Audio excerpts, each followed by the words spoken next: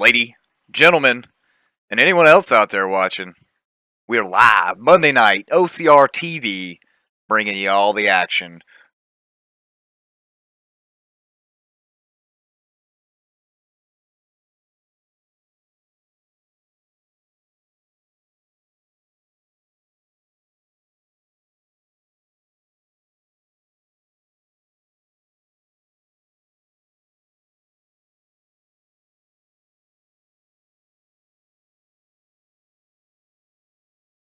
Just assume my favorite Canadian? I mean, there could be a couple more out there I like. I don't think so, Thomas. Yes, Can't I'm find talking anybody about as good as me. you, Mitchell Thompson. Oh. So boys, how we doing? Trey, we know you had some power issues last night, so you didn't get to see the beatdown delivered by Peter Short.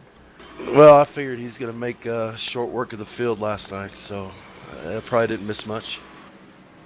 No, not much up front. Had saw a little action starting from the grid at the back of the pack all the way to the finish. We've Mike Stevens, Matt Hackathorn all kind of got caught up in a little tangle at the end here, but we've moved on, we've packed up, we've pretty much flew across the country here to Sonoma, the Napa Valley area. Some good wine up here. A little bit of cheese, maybe. Probably both of that for tonight's race. Speaking of Peter Short, though, picking up where he left off, this is in practice over his teammate Cameron Rich. No real surprises there, I don't think, boys. No, he's currently on track, trying to put a qual lap down. Those two are going to be the ones to watch when I see him practice, because I saw Cameron Rich was at the top of the charts there for a little bit, then Peter Short came out and gave another hot lap at a 1:13.3, which, folks, that's bad faster in this place. Now, thankfully, though, it's not the over, 1.1 seconds last night. He was quicker than Eric Nicky, so Yeah. two tenths is a lot better than that, so. And we will have a caution clock tonight, 25 minutes, so we're going to get to re-rack him at least once, maybe twice tonight. Yeah, we get to look for that Trey, see if anybody tries to do... We saw it happen last night. We saw the pit strategy of pitting early before pit lane closes, which will be lap 19 tonight, I believe, is when pit lane closes, so... See if that's going to work out. It's such a bad thing with the tire strategy and trying to keep just trying to make the power go down on these tires at Sonoma, so I don't know if anyone's going to take that big of a gamble tonight. No, that's very true, Thomas. And just a little note here for what's different in this race than what was from previous weeks. We have an 80% fuel cap now, just to make sure that everybody can make it to the caution clock and to the cautions. And surprise, surprise, Peter Short back that lap up in practice, only 200 slower, which is pretty amazing. Yeah, we got Cameron Rich on track, hoping to back his lap up, maybe pick up a little bit of speed and see if he can knock his teammate off the pole there. And guys, I know we mentioned Peter Short being dominant over the last 3 races here in the 3-wide racing league, but Tech Enterprises has been pretty much dominant as is. They finished 1, 2, 3 in the last 3 events here. Yeah, I don't think we've seen any races we've covered where teams have been this dominant across the board, and not just one series, and everything ran here at 3-wide. It all kicked off there at Rockingham with Peter Short winning that. It was his first win in the Cold Hard Air Cup Series, and then it kind of just snowballed from there, and they finished 1, 2, 3 in the 3-Rock and the Nathan Young Designs B-Car races as well.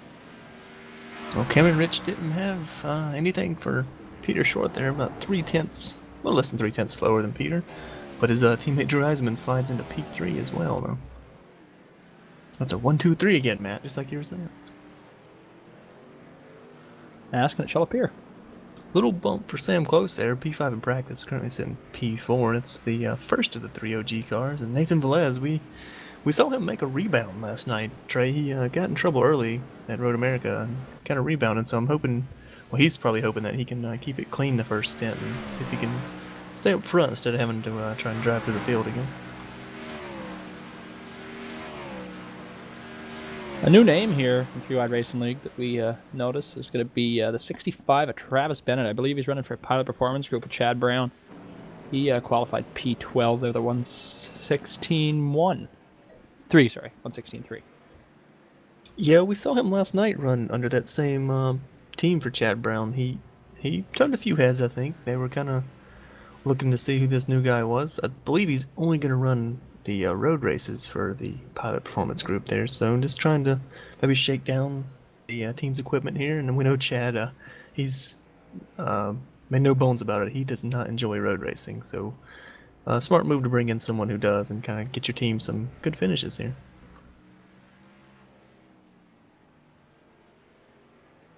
Looking through the field, what do we have here tonight? 22 cars. That's a pretty decent field for Sonoma.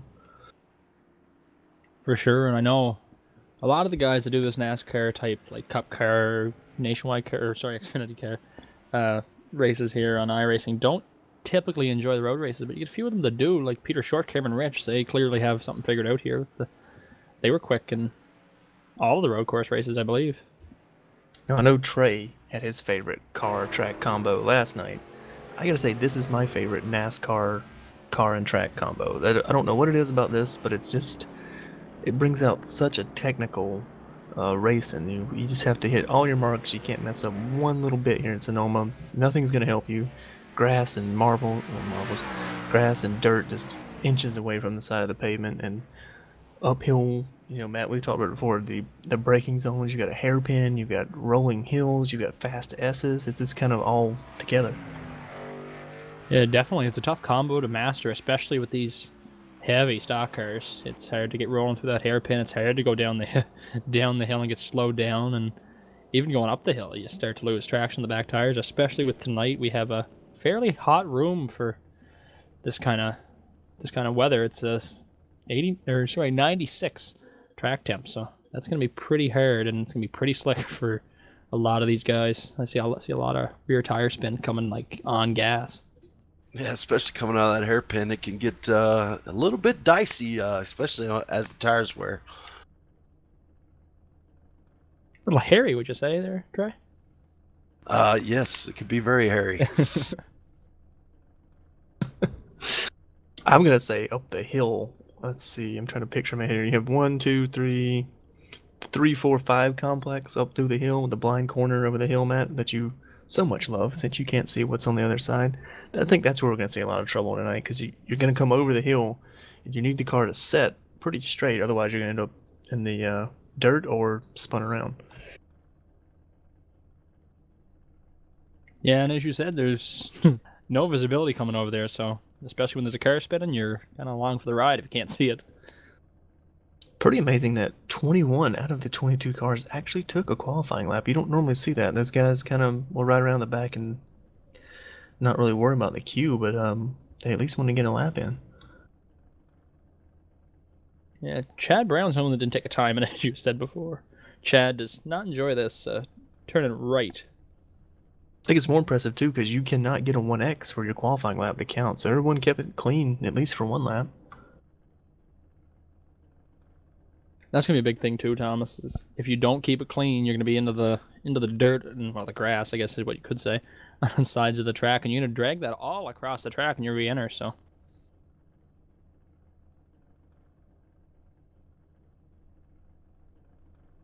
Looks like we have a fan in the chat there, Matt. Brandon, he's says, what's it say? A quality? Oh, I'll say our favorite broadcasters? I don't know about that. Is Frederick's not here? I mean, that's everybody's fan favorite, I hear. It's the hair. Oh, yeah. Did you see his survival training or whatever it was at Auburn? His hair didn't move an inch and his arm had been chopped off. So. Maybe he could withstand North Korea's missile assault and his hair wouldn't move an inch.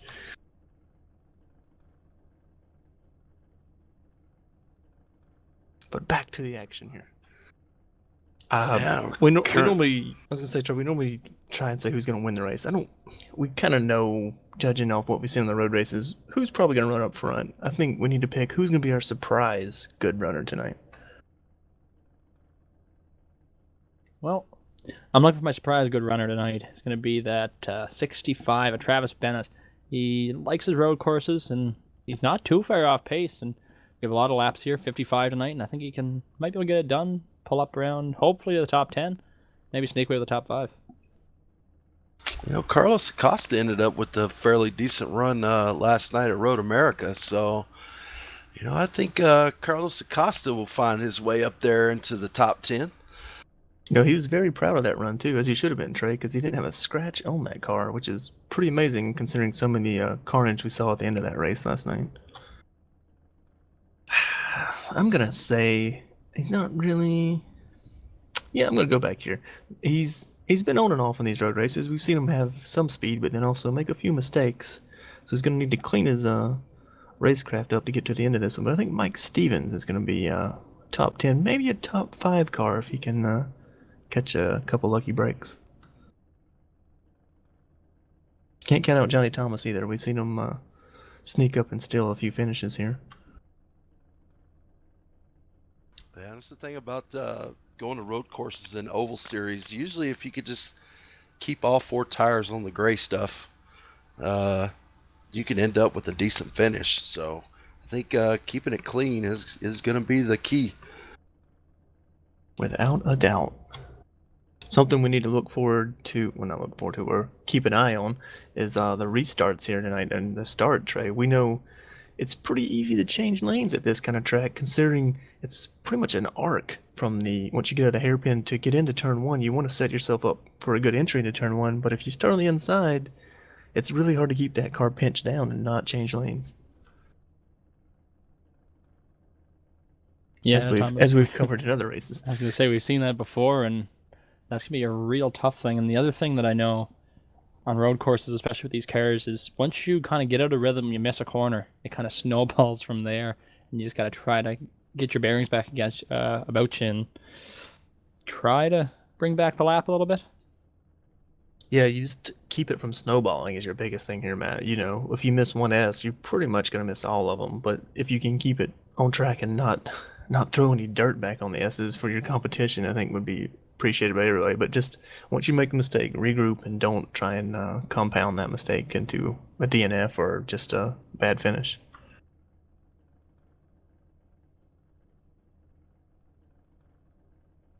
I'm trying to think. The key to beating Peter Short tonight, I don't know what you guys is. Just hope he makes a mistake, I think, guys. Oh, you're gonna hope Cameron Rich can pressure him into a mistake, pretty much. And that's something I don't think we've seen much this year, is Peter Short make a mistake. He's made a few little hiccups, yes, but he's pretty consistent and pretty quick every week here, especially in the Cold Hard Art Cup Series. Without a doubt. I mean, we saw, what was that? I believe Atlanta, he made a mistake. He had one of the fastest cars on the long run, but since then, he has just been a picture of consistency.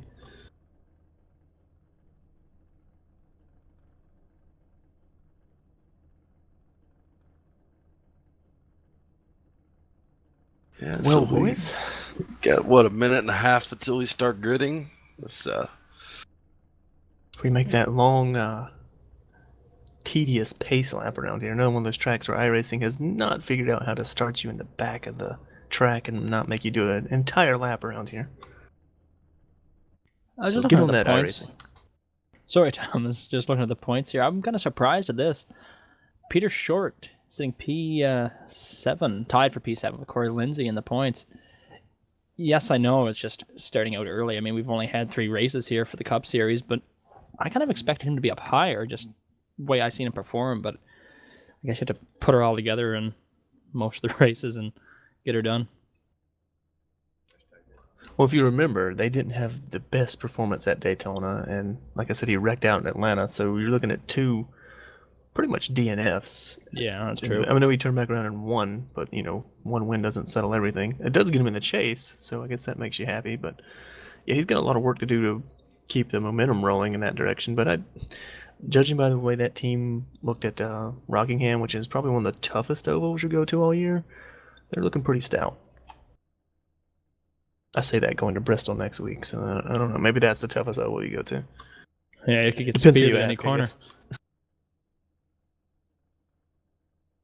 Speaking of points, though, we do have, looks like our Daytona 500 winner is not in the field tonight, Brooks Westfall. Just double checking my grid. Yeah, I don't see him in the field, so that's going to be a big blow for him. I'm going to just bowed out from these road course races, which we see some people do. Just a few. Oh, it's the most pleasant time in the world, as our producer likes it. It's the time to grit 'em up. Oh, we have the nice rough pace car this week, man. Love it, man. Well, rolling off P1, no surprise to anyone who's been keeping track of the Three Wide Racing League at, the past 3 weeks in general. Peter Short going to roll off P1 alongside him teammate Cameron Rich. And to round out the top 3 for Isotech Enterprises will be the 77 of Drew Eisenman, and outside of him will be the 5 of Sam Close. And Nathan Velez is going to run out the top 5 in that number 48 car and start P6, Kevin the Flying Finn. Rolling off P7, I believe for Johnny Thomas Racing, we got Wade Lear. And rolling off beside him, P8, Jess Story, the highest running RK Motorsports machine. And behind them, starting P9, the last of the 4 Isotech Enterprises machines, Race Clark in the 22, and on the outside of him, Paul Ross in the 18. All right, Richard Hines running P11 in that 87 car. Start to his outside P12, the number 65 of Travis Paperboy Arms Bennett. Ooh, I'm sure he's loving that. Rolling off P13, my dark horse pick for tonight, Mike Stevens, and rolling off P14, Johnny Thomas of Johnny Thomas Racing. Starting up behind them, starting P15, Carlos Acosta on that number 2, and outside of him, the 90 of Corey Lindsay, starting P16. And start P17, that 12 car is Matt Hackathorn. To his outside in P18, the number 1 car of Danny D. Almeida. Rolling off P19, the number 9 machine of Nick Miller, and outside of him in P20, Jeffrey Acree. Starting up behind them in 21st, the last driver to take a time, the 89 of Brent Miller, and the 64 of Chad Brown. There's your field, boys. 22 vehicles plus an admin. Oh, we actually got the grid done before they even started rolling. That's nice, isn't it? Just enjoy that, because next week we won't get halfway through it before they've already completed 4 laps. I know, right? It's one of those that you see on TV and they just kind of auto-roll it and stop talking on NASCAR Box. They're like, and these people started back here, you don't care. Alright, boys, are we going to see any shenanigans here at the start? We know you can start fairly early because the pace car pulls off way back in the start of the hairpin, and you can get a good jump off the exit of the hairpin. We're going to see maybe a big jump, or I don't remember, Trey, the restart rules here. Do you have to wait on green, or can you go early? You know what? I don't remember. I know we saw, I believe Andrew Mickey jump pretty early last night in the B race, so I'm thinking that's okay.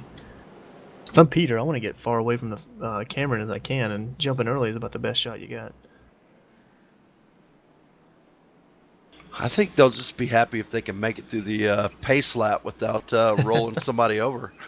No, I don't think Zach's here tonight, so I think Phil should be safe. Just messing with you, Zach. We know you said you had some internet issues. I wonder what that feels like. I don't know, Matt. What's that feel like?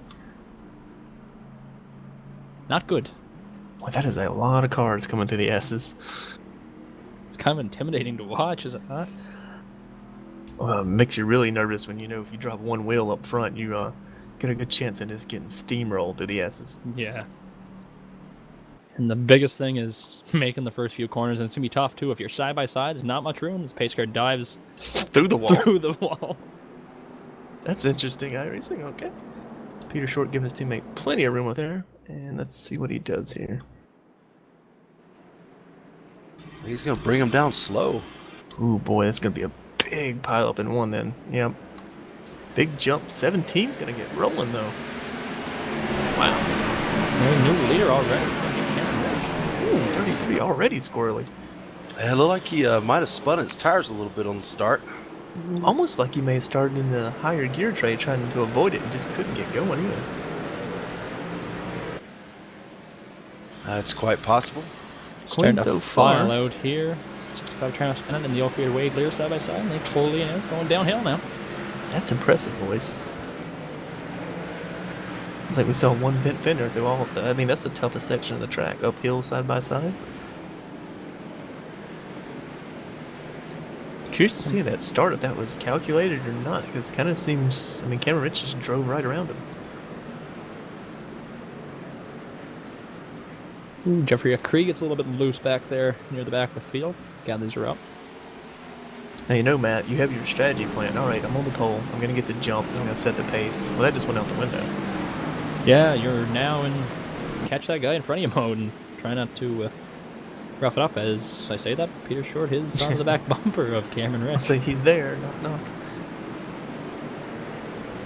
We saw these two. I mean, we've seen them battle in the 3-Rock series at Atlanta and then again at Watkins Glen before Cameron had his problems. So we know they race each other hard. But clean. Speaking of problems there, we had a little bit of a mess with Carlos Acosta nosing it into the tires and the hairpin there. The number 2 machine, I think somebody else got a little bit collected. Ooh, yeah, that's a hard hit. You might. We got the 62. Got 265 went around at the top of the hill. The 63. It's like independent wrecks of each other. 65 got a little too much curb coming off that corner, looped it around. And the 2 did the same thing as well. That's the thing, these cars do not like curbs at all. So Peter Short takes the lead from Cameron Rich. No, as much as they do on TV, they do not like them on the iRacing service. They pretty much will roll over when you hit a curb hard. Which, if you follow, I believe it was Peter Short, it might have been Drew Eisman on Twitter. You've seen that. They got as high as a blimp one time. Impressive. That is very impressive. Well, now, this is where Cameron's going to have to study Peter and see what he can do to try and keep up with him and maybe learn a little bit.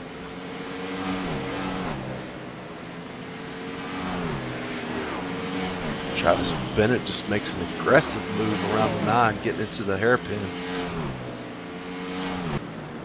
Trying to rebound from his spin there, move him up to 16. Well, I've seen a lot of cars use all the track coming out of that hairpin. And it's hard coming out of there. You have so much wheel into the car, and when you start getting back on the gas, the back tires do not want to hook up, so you gotta really feather it and hope that it'll stick.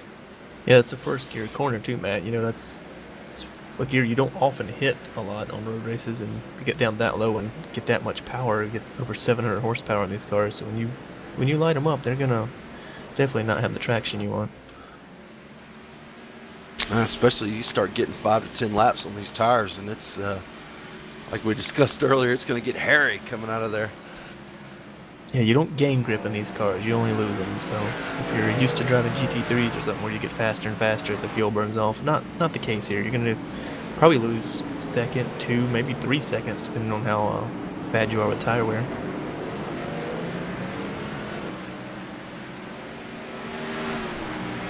I just completed lap 4 of 55 there.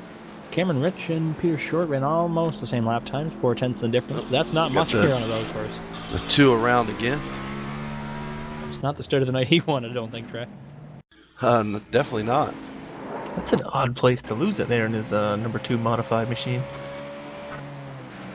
I see what he did there. You can get the old tight loose coming out of that corner and looped it around there. Definitely a far cry from his Road America performance. I'm sure he was hoping he could walk away with another top 10. Still a long way to go, though. Luckily, we get the caution clock, so he'll be able to get caught back up and hopefully not lose a lap before then.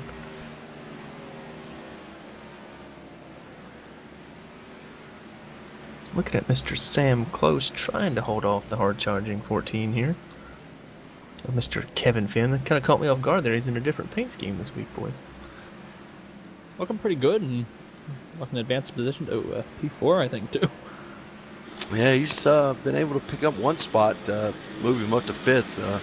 He's definitely got his eye on closing in on that 4th place car. Just kind of watched him there, which I hate when you say this because you jinx him, but his car looks pretty stable. He's getting on the power pretty smooth.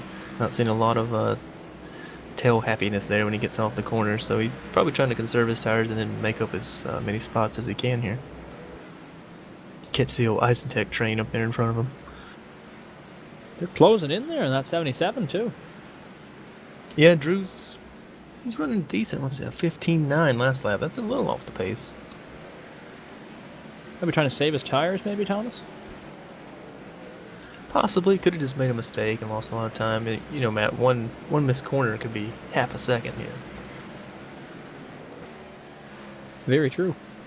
It's better to miss the corner and collect yourself than try and overcorrect, as we've seen Yeah. throughout the years here at Sonoma.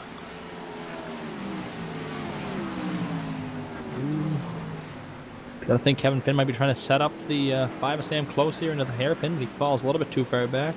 Ooh, up inside. He was looking. You need to be careful about looking there, though. If somebody shuts the door on you, you might end up in the tires. Yeah. And that is not going to be a good night after that.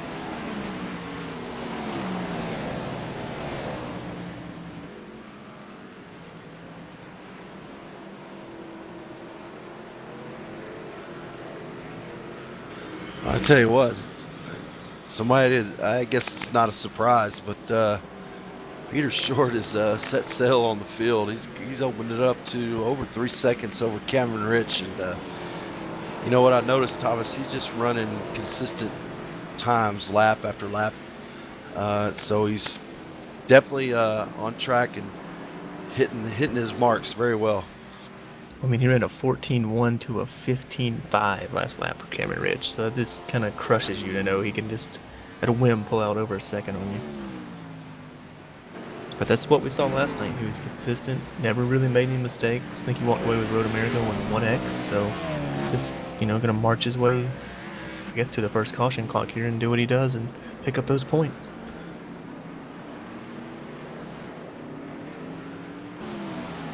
Got Mr. Chad Brown here trucking along, trying to hold off the number 1 machine there of Danny. That's a battle for 18th and 19th.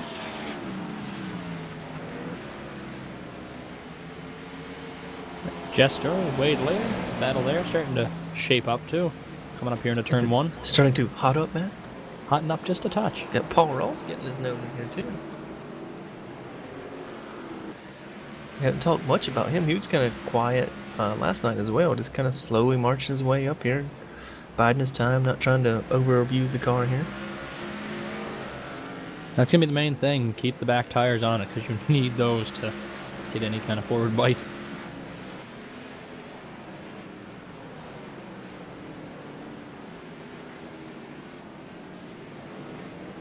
Well, we hear it all the time, Matt.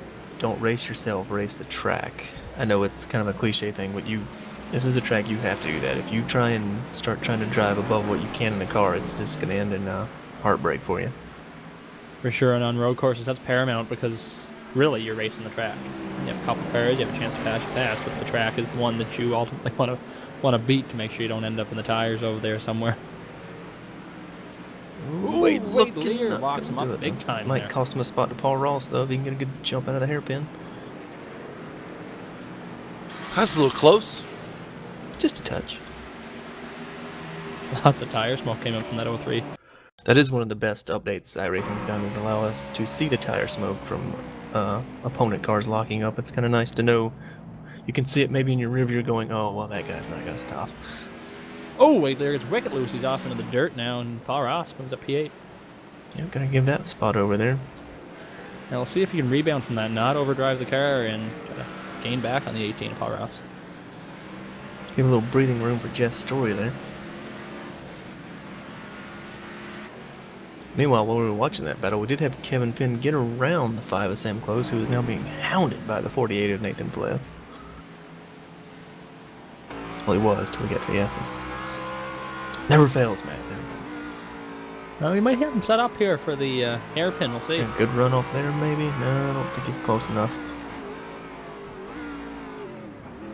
Ooh. Oh, 14 locks him up, though. Yeah, let's just say he overshot that one. Now, guys, looking at the gap now between Short and Rich. Still leveled about off. It's kind of delted off. I think maybe Peter Short might just be minding the gap now. Possibly. They're still crushing the gap to Drew Eisman. They're still over a second a lap quicker Velez than off him. track. Gonna get it going. Didn't lose a whole lot of time there. Still sideways. That's the snowball effect that we were talking about earlier, guys. Well, you get the dirt on your tires, and Matt, some of these low traction corners anyway. It's probably gonna make you change your shorts after the race. Ooh, 14 ran wide again there. Sam Close going to get him. I think he's going to let him by, yeah. Just kind of recalibrate there, start hitting your marks again, and see what you can do. And catch back up to the 5 of Sam Close. And you get about 10 more laps before pit lane's going to close. Ooh, Sam Close runs off, he's into the tires. Oh, hard in the tires. Oh, That's yeah. gonna hurt. That's a tricky corner. You carry a lot of speed through there, and if you get a little too tight or a little loose, you kind of have nowhere to go. That's some pretty good damage there on the left side of the vehicle for the 5 car.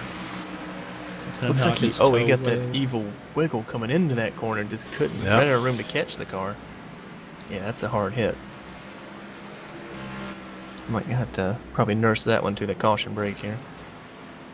And luckily we do have a caution brake, so he might be able to get that damage fixed. Unfortunately, that's going to cost him a lot of track position, though. I think, and that's key honestly, here also. He's still hanging in pretty good in P6 now, but he's going to probably roll off pit lane after the caution dead last. See lots of rubber building up here, too. Especially in that last corner that Sam Close went through with a spin. Big wreck. Nathan Velez, Kevin Finn. Oh, 48's lost his whole front end there. Looked like Finn in the 14 just got a little bit loose off that corner, and the 18 nowhere to go and got into him there. Oh, you know what they did, Matt? I guarantee you that 14, he hopped that curb, ran over that curb ring, and just couldn't save it. Nowhere for the 48 to go, really. It's bad when the guy in front of you wrecks, and then you still can't get around him. Yeah. Looking inside 14 gonna bring it to pit lane, yep. Yeah. Might have had a meatball flag after that kind of hit. He might have got hit in the tire in the rear tires or something and knocked the rear end out, or who knows. Hard enough hit for something like that to happen for sure. 32 sideways there, top of the hill. Yeah, you gotta be careful too. The 48 might want to keep an eye on its temps. I know we said it before, you can't take tape off in a fixed set, but you can at least get some of that damage fixed. That's a good point. I was watching Acosta there after he got into the inside tires. He doesn't seem to be overheating, as I've never seen him come down pit road yet, but that being said, his hood's also off the tire, so that might help the cooling a little bit. I'm not sure what tape they went with either. I know this set had 30 on it, which is fairly conservative, but you can't hit too much with it. Wade Lear just drove by Matt Hackathorn there. Oh, we got another tires. Johnny Thomas. Oh, looks like he just overcooked that one, yeah. Oh boy, learned a little too late there to try to miss it. Not a hard hit though on the tires. I believe he's got lost to speedway on that car. I believe he lost what corner he was in there. Did you?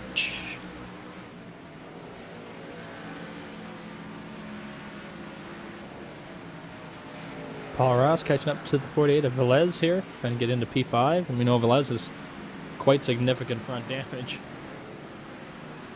Yeah, that'll be a gain of +5 for Paul Ross if he can get around Nathan here. Easier said than done, but you know. Oh, 48 said, what, I missed the first that, but Louis said if you're faster, then let me know.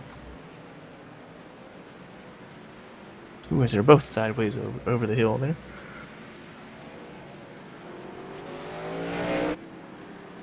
Oh, the 2 car wrecking in the entrance to pit lane here, right in front of the leaders.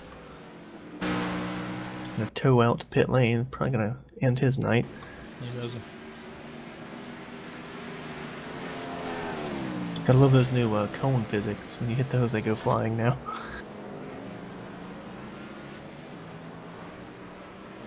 Wow.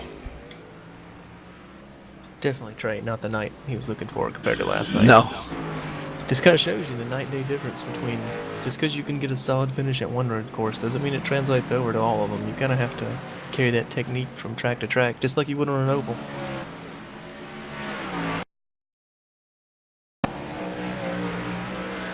We had 10th place Wade Lear. Looks like you found some trouble somewhere. Oh, hit a curb real hard coming down to the downhill S's, and he piled it back into the tire barrier at a very bad angle. We call that a Matt Kenseth 2014 move, I believe he did that same move. Yeah, that's That's probably a race ender that did some pretty terminal damage.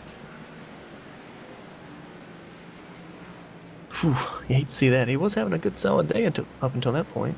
He was, for sure. Tell you what that's doing. That's moving people like Travis Bennett, Corey Lindsey. They're getting closer and closer back to the top 10 for Travis. And I know Corey's hasn't shown a lot of speed on road courses, so I'm sure he's just trying to keep it on track and see if he can steal a top 10 here. Something we forgot to mention there, guys. Finn back on the track. He's 2 laps down. Parent time. Car's still watered up pretty good in the back end. Yeah.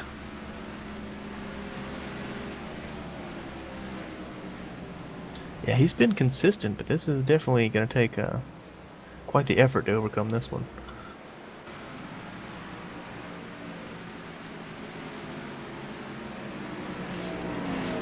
Corey Lindsey starting to catch up to the back of Travis Bennett a bit there. 2 seconds quicker last lap. And Travis has done a pretty good job of getting back to about where he was when he had that spin coming over the hill there. Yeah, as you see that car dancing around on him as he comes through the front straightaway here.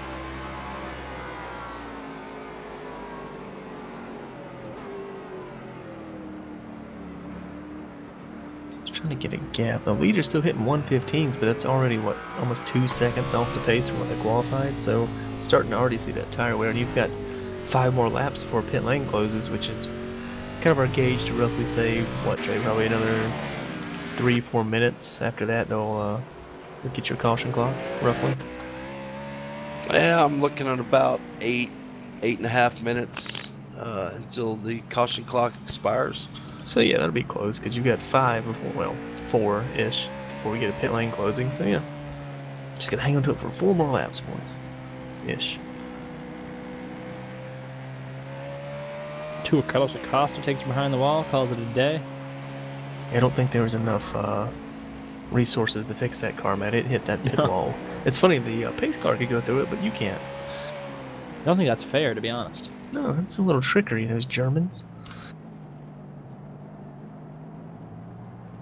A guy we haven't really talked about is he's gonna catch way near a bad spot is Race Clark.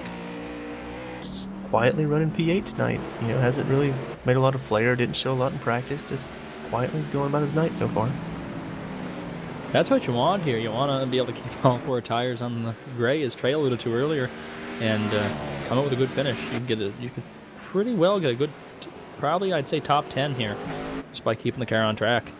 Even the car in front of him, the number 7, Jess Story, we saw his teammate have terrible time keeping the car on track tonight, but the 7's been doing a pretty good job so far, currently running P7. We know he's looking to get to the end, Matt, with internet issues here. This really hurt his season so far. Yeah, which is terrible, because that's something that's not of your control, speaking from experience. That and that Atlanta infield didn't help him any. Yeah.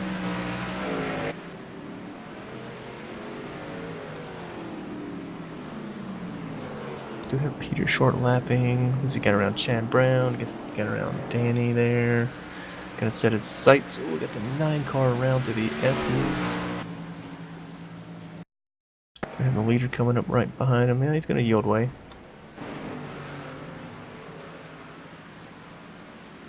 Oh, his Collins coming down a pit road this time. Interesting. Just a little look at the chat here. We have the 2 car done for the day. 7 car running well. 7 top 10. 7 top 10 is Story's goal. So. Well, he's on mission to get there, yeah. Looking pretty good so far, but we do have that caution coming up, guys, and not too much longer. How long do we have, Chris? I'm looking about maybe 5.5, 6 minutes. I was going to say, Matt, that's a good point, because normally in a road race, you're like, well, this is what I've pretty much got, because we're not going to get to reset. But nope, not here. You get that caution, you're going to have to do it all over again. Which is great, because it brings the field all back together, and it just gives you that little rush more of excitement, really. Which is terrible if you've got a good cushion over the people around you. Such as Peter Short and Cameron Rich having a huge cushion between second and third. This is when you see people get brave, which can't do a lot here through the first section of corners, because you're just going to, pretty much end your day, too, if you get into somebody. It's not like the Glen where you have that little chance to charge and maybe move somebody and not damage yourself. But here, you make contact with somebody going up through the hill, you're looking for a bad time because there's some sand dunes to your right and tires to your left. Yeah, 65 of Travis Bennett is ducked down pit road. Maybe trying to play a little strategy here. I don't. Seems a little early though. You still got a couple laps where they're gonna close it. If he can keep from going a lap down, or even if he does, no, if he goes a lap down, he'll still be behind. But if you can just kind of take it easy and keep him going a lap down, as I say that, I think Peter Short just passed, and he did. To say, yeah, he was so far back. That's not gonna work out for him. He must have felt like he just couldn't go any further on that set of tires. Which he did spin with him, so that could be a point. Yeah, and right now, Danny Dalmeida is the first car one lap down. Yeah, he's got a little ways to catch Johnny Thomas.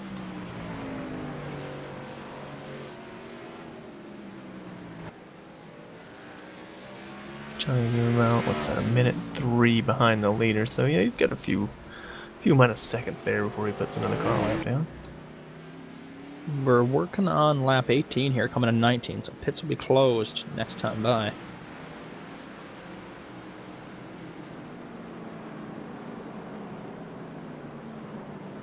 Guy, you were talking about there, Thomas, Mike Stevens catching up to the 90 Corey Lindsay, going to try to see if he can make a move before the end of the caution clock. Yeah, and it's kind of still quietly right around P12. You know, nothing flashy, but hey, they don't pay the points out yet.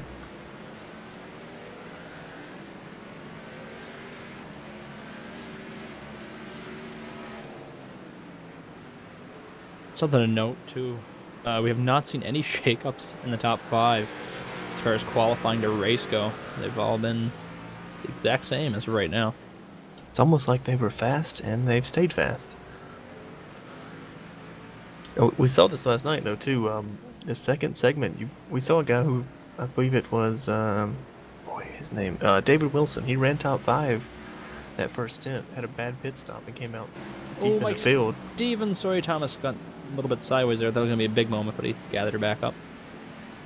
No harm, no foul. Just lost, probably 2 seconds to Corey Lindsay there. The way he was pointing, I thought he was going to go for a ride into the wall. Maybe an E-ticket ride. Could have been. That's some old school iRacing right there, folks. We do have Brett Miller on pit lane. Number 89 machine. Maybe he knows because he's got that Napa know-how. From Rick's close. Yeah, that's so you've got your. Well, it didn't really help Brett though. He's already went a lap down to Peter. Go look at that gap he's got, Matt. You can't really anyone from third on back is going to be pushing it to stay on the lead, man. That's very true. I mean, yeah, Cameron's still within under 10 seconds at the moment, but he's gapped his teammate in third place, Drew Eisenman, by 26 seconds already.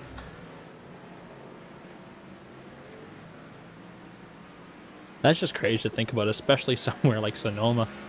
But some people really like this place, and some people are okay with it, and that just shows in lap times, really. Well, I think it just shows just how good Peter Short is at these road tracks.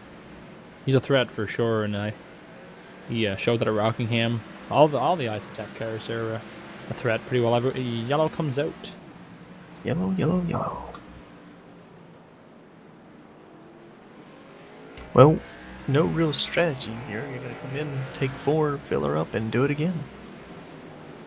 Or you're going to catch the field first. We know that's the biggest issue. These guys who, I believe Johnny Thomas is the last on the lead lap, and he's going to have to hustle. He's probably going to have to go faster than he has in race pace to catch up to the pack here. It's like, we don't mean to alarm you, but we're going to need you to turn a lap faster than you have all race. On the oldest tires you've been on all night, so. It's like that number 1 car on backup wheel received the lucky dog, so. Hung in there, didn't he? He outlasted Travis Bennett there. That was actually going to be a close battle, I believe, because Travis had those fresh tires coming through him, but ran out of laps.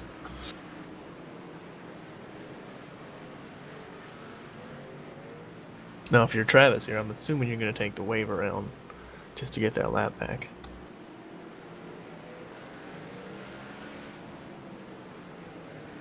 Yeah, for sure. You pretty much have to if you're Travis.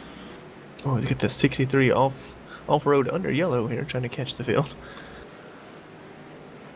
Well, really, that's how hard it is to catch up to them. It's like, I don't need these tires, I'll just use them for everything.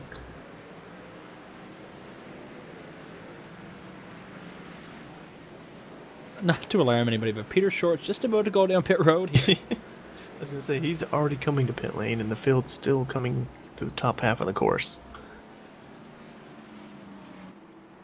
Yeah, the top 3 caught up, and Danny Dalmedia's going to catch up here. It's the first car 1 lap down. Wow, that is a huge gap. Drew Eisman just now coming into pit lane.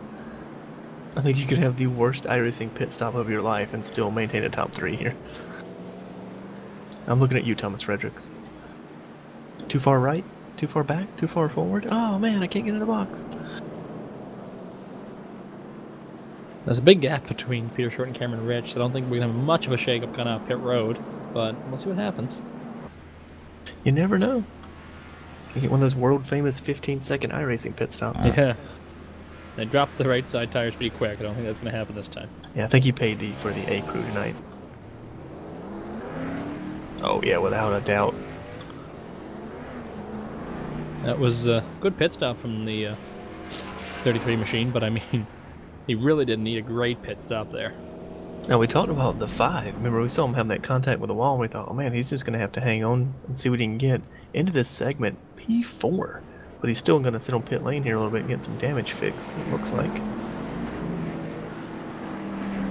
So not really a bad call for him. I mean, I know he had the damage, but I don't know if I'd get a lot fixed. You were still running pretty competitive up there.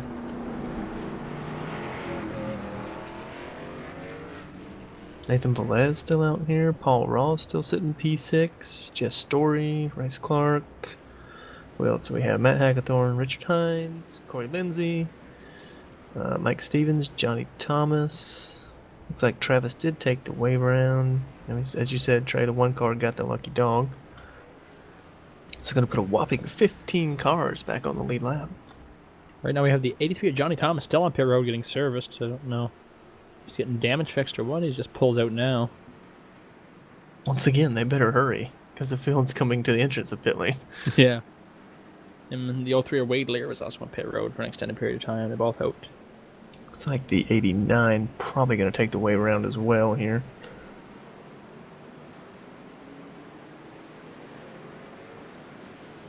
Now the gamble's going to be, is there going to be another caution, which I do believe there will be, since we made it 20 laps and we have a 55 lap race. Yeah, we will have another caution. I was going to say, I'm no mathematician, but yeah. I'm not good at math, but I can figure that out. Bigger question is, did Cameron Rich learn anything this run to try and keep his tires to stay with Peter, or you just kind of know already, well, I've got P2? Because we saw the gap they pulled on their teammate Drew, so I don't really think that's going to be the issue. Although we saw the terrible start for Peter, maybe Cameron can leapfrog him again here. And hopefully capitalize on that if he wants to have a chance, because Peter Short's putting down an incredible pace right now. And Cameron Rich is running quick, but he's not running as quick as his teammate Short. But we'll see what Cameron can do. It'll be interesting to watch, because I know if that was me, I'd be in full push mode. Try to make my teammate have a little bit of a mistake and try to take over that spot. You know, we are guessing that there's going to be a caution, but you know what? It's going to be close because we're not one to go yet. We're coming to complete lap 23. We start this race with lap 25. We might not. So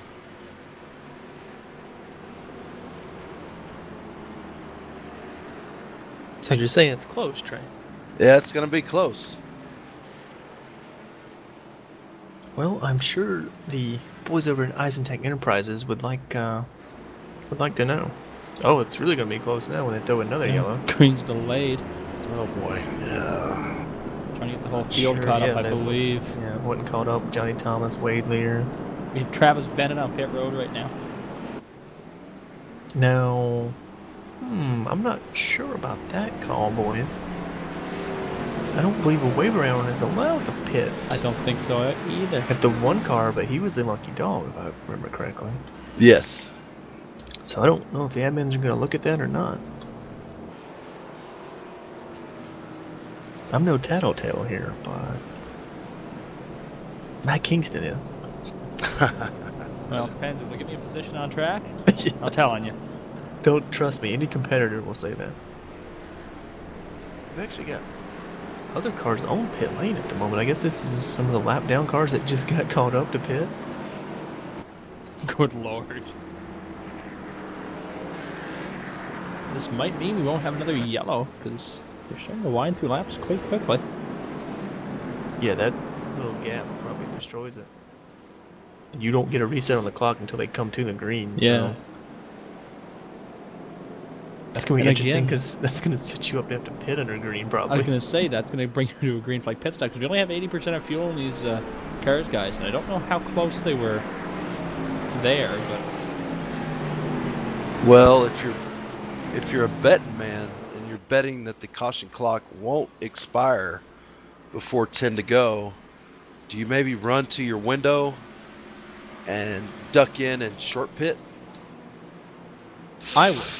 Seeing how dominant the 33 and the 17 are at these road courses, and especially tonight, I would try to see what would happen.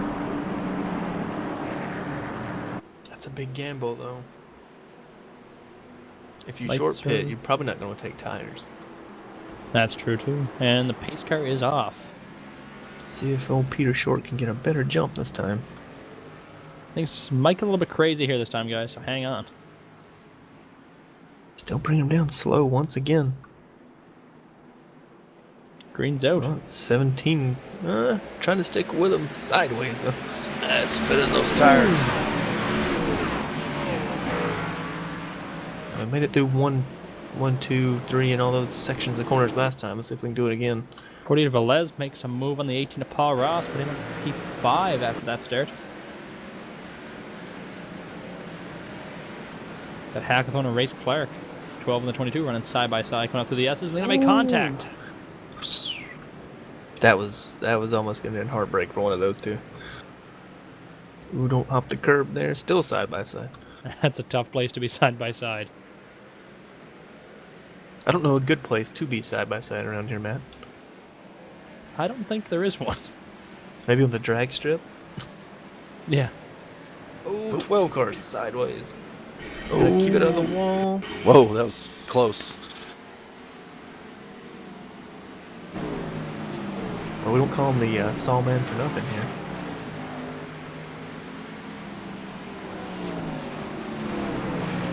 So I want to draw attention to here. Corey Lindsay is modified entirely. That 90 machine. Now, when did that happen? I didn't see him hit anything. That's what I was gonna say. I have no idea. One of those nice iRacing lag damage glitches here. Yeah, I see his nose back on now. Oh yeah, there it goes. Now the one car who was back down servicing on pit lane again, having to stop and let the field come by him before he could actually get out of pit lane. We have Sam Close all over the 77 of Drew Eisman there the last couple corners. He fell back a little bit coming down the hill, but those two's lap times are on top of each other. Now we're watching this. I'm not sure if the message got relayed to the 65, but he's back down pit lane again. I don't know if that's a stop and go or what for both him and the one car. Because I wouldn't think he would come down pit lane after just pitting. As it looks, Bennett's pulling into his pit box.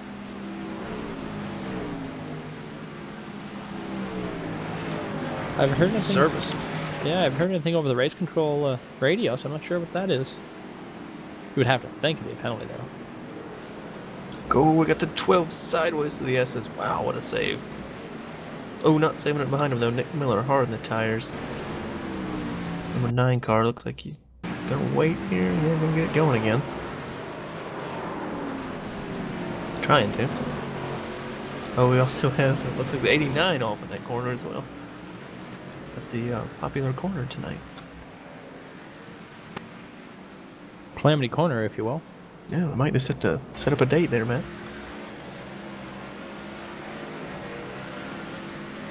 Looks like Drew Eisenman has held off the charge there from Sam Close, kind of gapped him back out a little bit.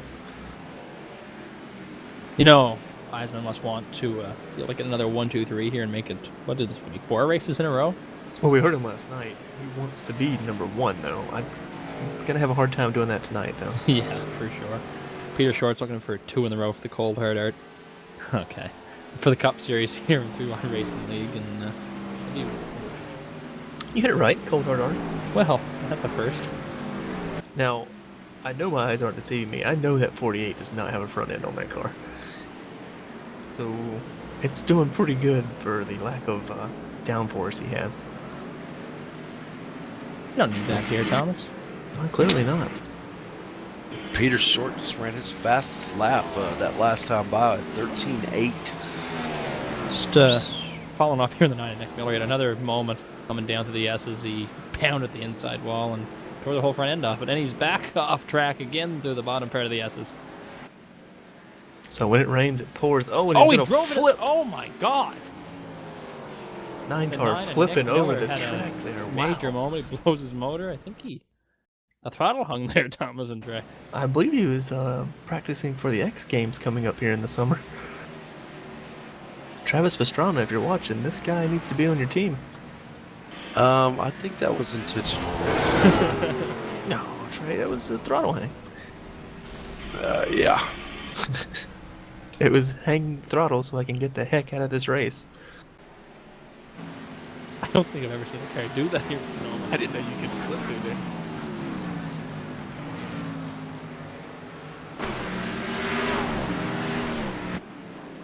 Oh, what's this? Oh, we had dramas for the 33 boys.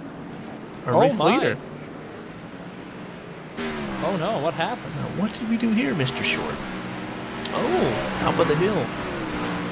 Our lovely little curb here. Got a little too much curb. Yep, bottomed out, and in the wall it went. Pretty hard, too. He lost, 3 spots. Yeah, almost 4 seconds there. Right on that nose, and a little bit of right rear damage. Gonna have his work cut out for him here. Well, there you go. There's that mistake you were hoping you would make.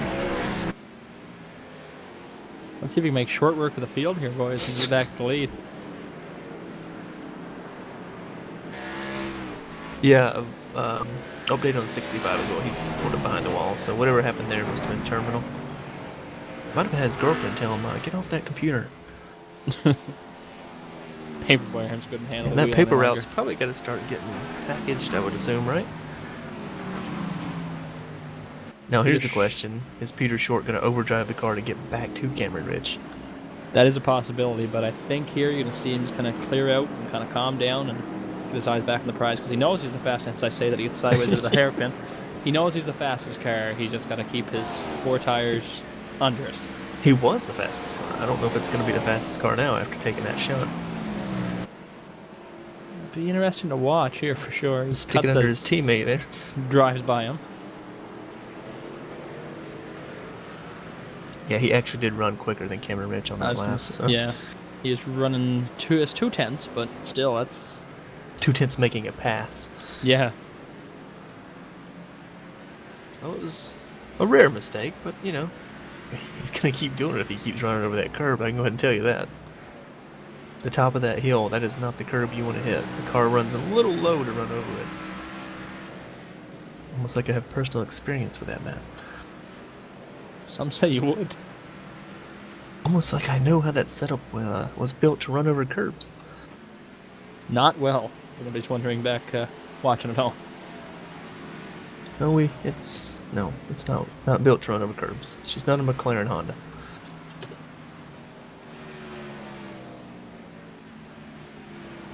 Trying to look through the field, not seeing battle for position yet. We got Matt Hagethorn trying to, believe it or not, try and catch Johnny Thomas after we saw that 12 car have a wild moment to the S's.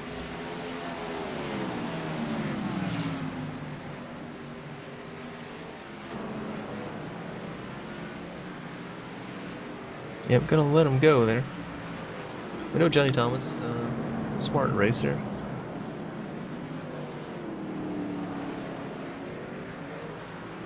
Looking to see, we had Wade and Lear coming to pit lane there.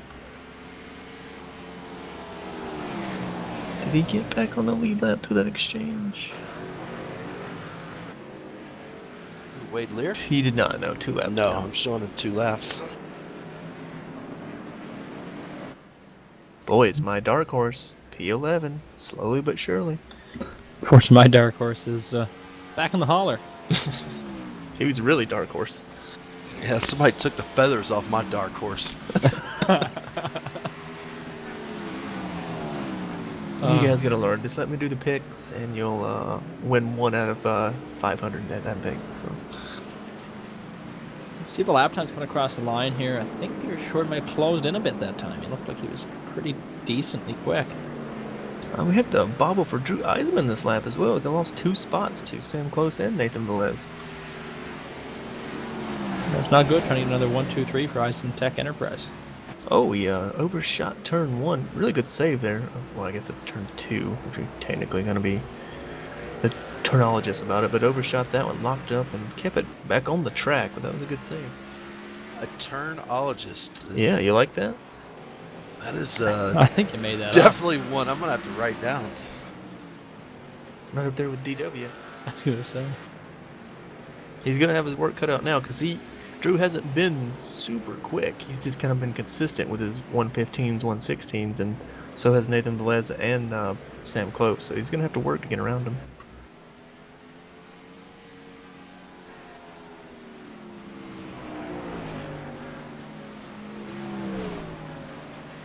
So Speaking Trey, of work, sorry man, I was going to say the 9 car is still getting work done on pit lane there. you should have put a whole new front clip on that machine, and I think a whole new suspension, because I don't think they're rated for that kind of hang time and slam down.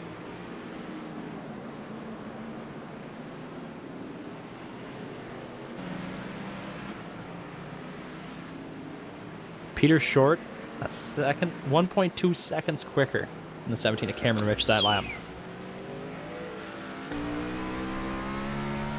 So he Cut really that is lead making down short to, work. Yeah, he's cut that lead down to 2 seconds. He said, I'm going to make up for this mistake, and I'm going to get this lead back. Ooh. He's using all the track, though. Well, Thomas, what's a full fuel run with these cars? Do you know? I would say somewhere in the upper 20s. I was thinking mid. We have 80% fuel here too. Don't forget that. I was So- thinking about 25 or under. Yeah. We're I think- gonna have to pit, I think. I think it's in the 30s of a full tank.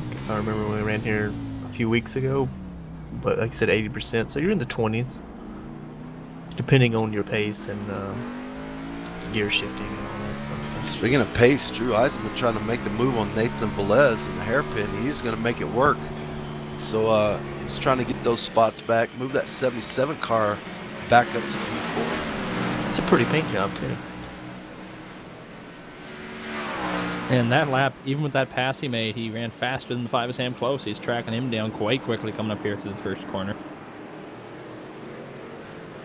Yeah, beat him by around half a second, so still got the pace. Just, a little mistake there cost him those 2 spots. Great to see some battles tonight, though. As he almost bought the farm there over the hill. You can't hop those curbs. You need all 4 tires on the ground, from what we hear. Looking back up here, the 33 has all but caught the 17 of Cameron Rich. Coming down to the S's here. Now, who's got the cojones here to try and hold him off? You think Cameron can do it, or you think Peter's just gonna stick it in there when he gets the chance? In the last 2 laps, Peters tracked him down by 2.3 seconds. I don't think there's gonna be much holding off for that machine. I mean, catching's one thing, passing's another. Maybe you push your teammate a little wide in the corner and then a little argy-bargy. Ooh, Or you ooh, could just get loose. sideways. Okay, yeah. Well, I think we know the answer to this question. Hard to make a pass right here, though. It's too, too tight, too winding there. Yeah, it is. And Peter's got his fishing rod out here, and it's hooked on the back bumper. That's 17. He's catching him. Is he reeling him in? Bit by bit.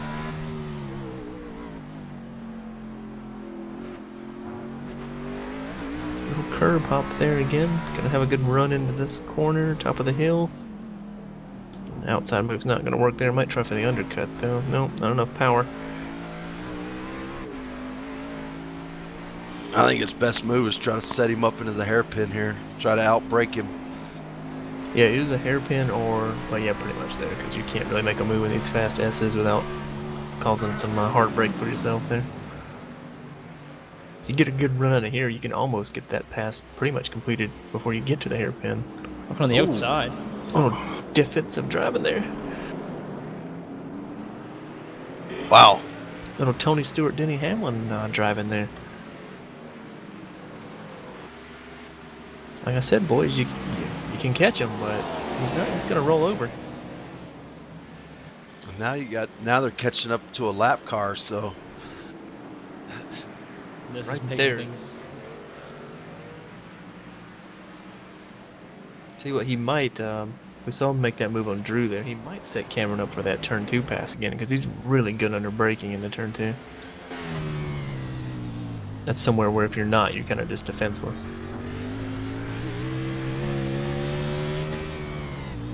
This is quite a battle here. Yeah, for the lead, no less. Ooh, Cameron gets loose, and that makes 33 the chance, but it's going to be a bad place to pass. And it's gonna be. I think you can, like Trey said, you're gonna have to set it up where you can get that hairpin move. He's just all Ooh. over the place. What a save there. That was evil. Now, if he's smart, he'll get the cut here. Yep. Yep. No blocking this time. Oh, 17 could. No, not gonna do it. So he could roll it in and get that undercut again, but it's not gonna work. Yep, just wore his tires out there. It's lost traction again on the exit. He's still having Still his fighting. hands full. You know, Trey, there's actually a little bump right near the inside of that wall. If you hit it just right, it'll upset the car too.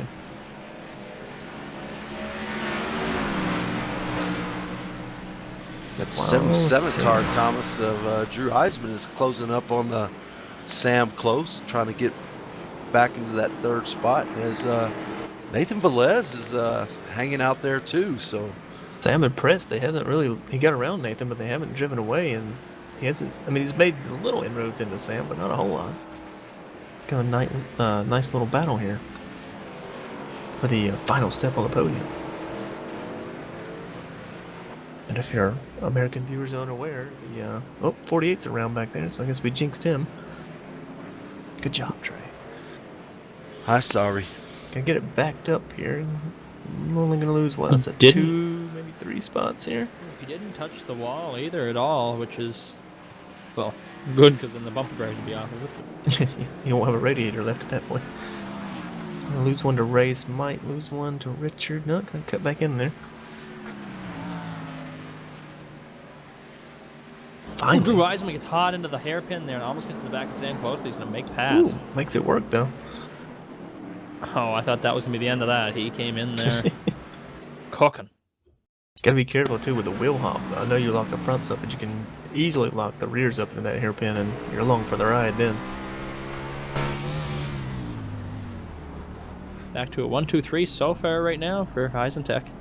With that bobble from Nathan, that promotes Paul Ross to the top 5, so look out for him. I know he's a winner from Atlanta, so he's looking to keep racking those points up.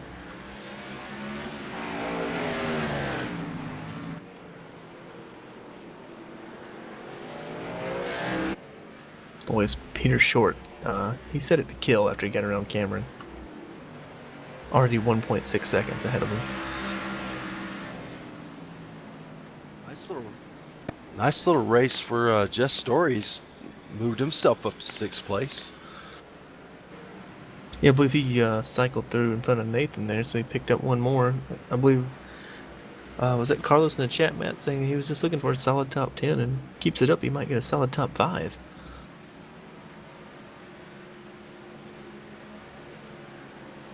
Oh, we got the 5 car diving to pit lane. This might be the first of our strategic calls here, boys. That might be a good call here. He's far enough ahead of the leader, I believe. He should be able to Turn it from maintain race the lead control lap. there. What do we hear there, Matt?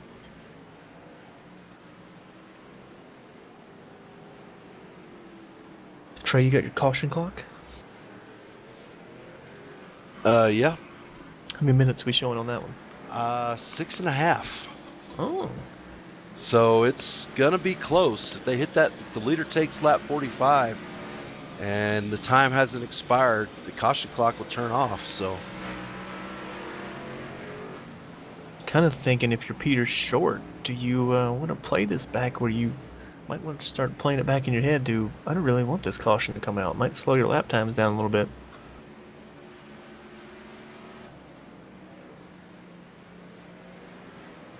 wow, race control says there will be no more caution clock. Oh, well, that changes nothing. And then I guess Peter will come in and get a dash of fuel. Maybe, well, I guess you could pit any point from here if you wanted to gamble. I would think these guys up front are just going to stay out and come in for the fuel and not really worry about the tires. But I've been proven wrong before. Oh, we got Paul Ross hopping on the pit lane now, so. Well, it's currently P4 before he hit pit lane, so he picked up another spot there.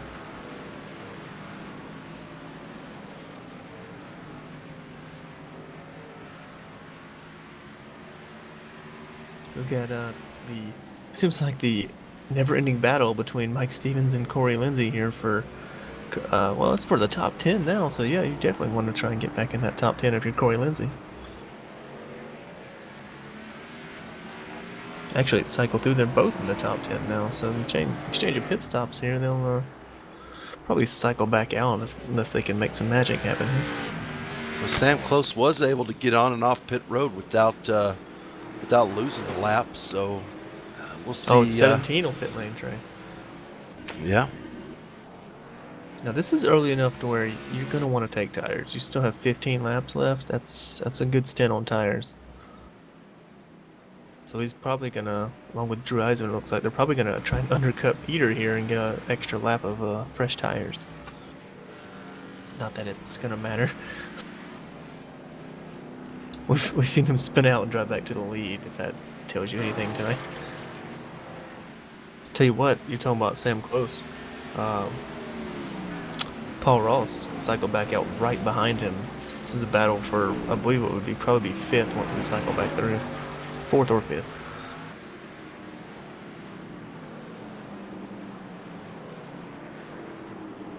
Now, if you're Jess Story, you know he's moved up to P2. As we just heard 33 come over the radio. He's gonna bring it down this time by.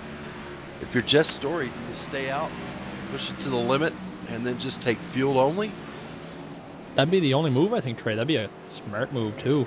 Ooh, 33 came in there hot. Pull something out of it, but he has a good, solid top 5 going. I don't know if you really want to risk that. We had Paul Ross make the move on Sam Close there, so move him up. I'm pretty sure that's going to be around 3rd or 4th once. At least 4th, I know, because they're going to get around Drew Eisman to cycle back through the 3rd, so. I'm with you though, Trey. Why not? Jess Story hasn't had a great season. Why not gamble here? I mean, you still got plenty of races left this year. I say that. Turns out this is the point you needed. Yeah, I mean, especially if you're not good at road courses, don't really like them. If you could come away with the solid top 5, I mean, that's got to be a bonus, right? You would think.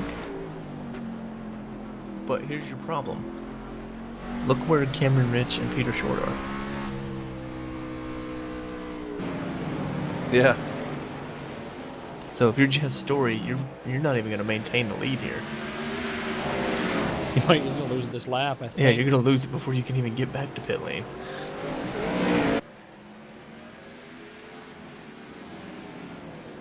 Short goes on the inside there. Gets it. Yep. Cameron going to get blocked in a little bit there. Although that's a big jump. You see what one lap did for Cameron. He wasn't that close before pit stops. I think with your camera, Mitch, we would really hope that crew chief of that 33 didn't see that car sneak on the pit lane. Pretty sure that's not going to be... Ooh, dirty sideways there. Hard to do when you're in the same team speak. Yeah. Did you pit? Oh, no, I'm still out here. You just don't see me on your relative. I just spun out, it's fine, just keep going.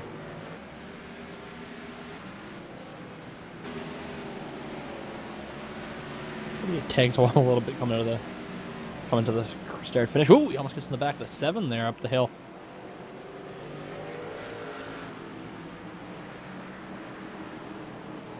Now this is a battle between the 48 and the 7 for position still. They yet to pit. It's leaving Drew Eisman behind him. Corey Lindsay is yet to pit. Johnny Thomas. I believe Paul Ross is one of the first ones that would cycle back through in front of Sam Close. So still got a few pit stops to cycle out here. Like I say though, Trey, some of these guys are probably just going to dive in for fuel. If you're going to wait this long, clearly you don't care about the tires.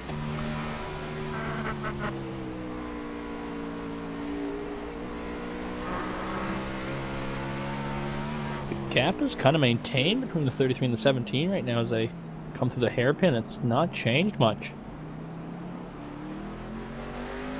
You have little faith. You gotta remember, that was an outlap for Peter Short, so the tires just now coming up a temp for him.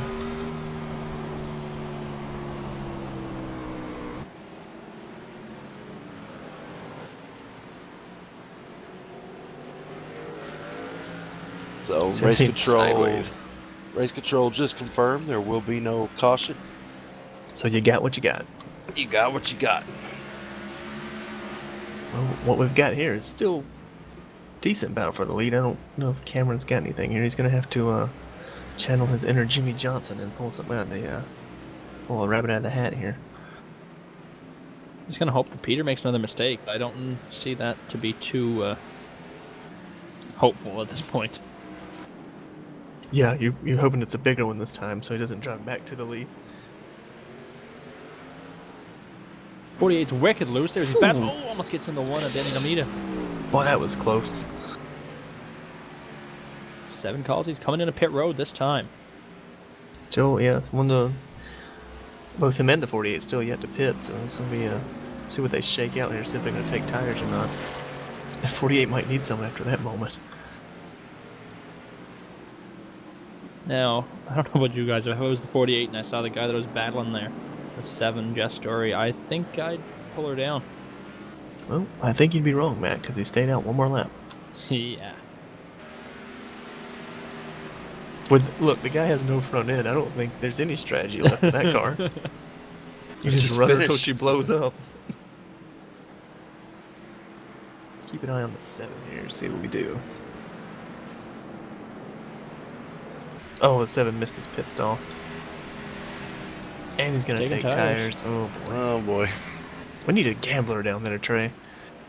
Where's an Andrew Mickey when you need it? Well, I know. Where's a better Andrew Mickey when you need him? So we need some Kenny Rogers here. I was going to say his brother, but that's too good. We need something in between. More like a me or a Matt Kingston. Hey. We'll get the job done. It just won't be pretty. You might have to close your eyes a few times.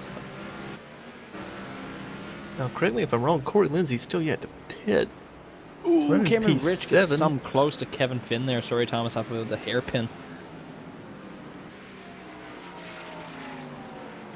But he hasn't pitted this stint yet, Thomas. Yeah, he's still out there on 22-lap tires. He's got to be getting close to that fuel window. I'm just wondering if he's going to try and just stretch every ounce of it as he can in the fuel. That's what kind of looks like Nathan Velez is doing. 7 car kind of shot himself in the foot there with that stop. Overshot that pit stall, then took tires, so that pretty much can end his forte for a top 5 there. Yeah, he's going to be struggling to make a top 10. He's I'm showing him currently 11th. Yeah, you're gonna have to battle Richard Hines here for the next spot, it looks like. Here's the 83 and the 89 down pit road here. Johnny Thomas and Brent Miller. Yes, sir. Johnny Thomas with a quiet day. He came in running, I believe, what was it, P11. Gonna cycle back down now, but, quiet. Conservative day. We know he makes no bones about not being the road course ace, but, sometimes you just have to run your pace. Peter Short can cross the line here. We have 9 to go, and the gap between him and Cameron Rich is still extending. It's 2.2 seconds right now. Oh, Eric Mickey jumps in here in the chat. Andrew was busy wrecking multiple times in IndyCar League tonight. Well, My We God, you wouldn't let that yeah. man drive an even faster car? We wouldn't expect nothing less, right?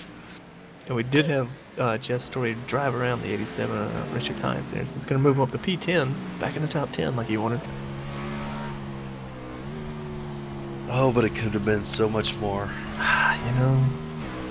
They just won't listen to us, Trey. I know.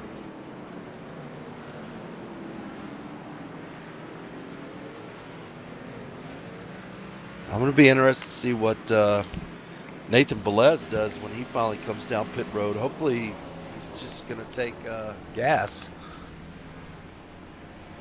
he's having Richard Hines spins her out coming to the line here. Cross line, Still actually. trying to get her going there. That's for position he's losing there too to Mike Stevens. Your Derek horse up to the top 10, just like you said, Thomas.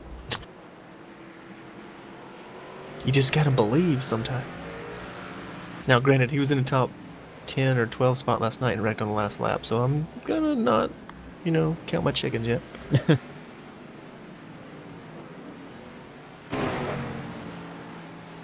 Corey Lindsey trying to hold off his teammate there, Sam Close. Still waiting for that 90 to come down pit lane. Yeah, same with Nathan Velez. He stays out for another lap.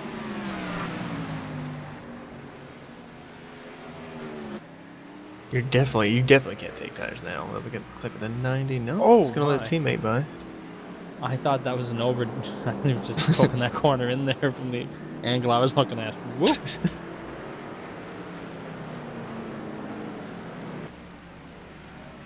I about had to go get some new trousers on that one. And 77 finally caught up and got around the 48 there. And again, Back to a 1-2-3. yeah, I was gonna say, jeez. I'll get a report from the 14. He is done for the day with a blown motor.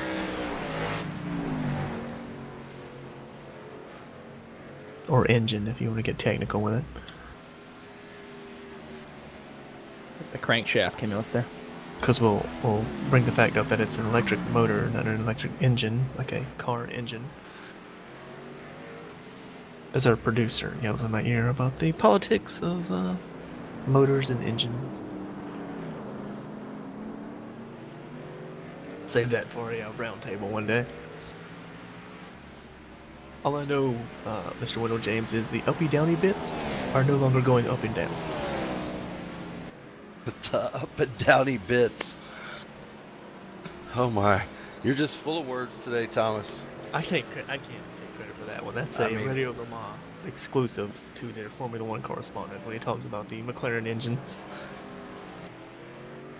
When your uppy-downy bits no longer go up and down, you're in for a bad day.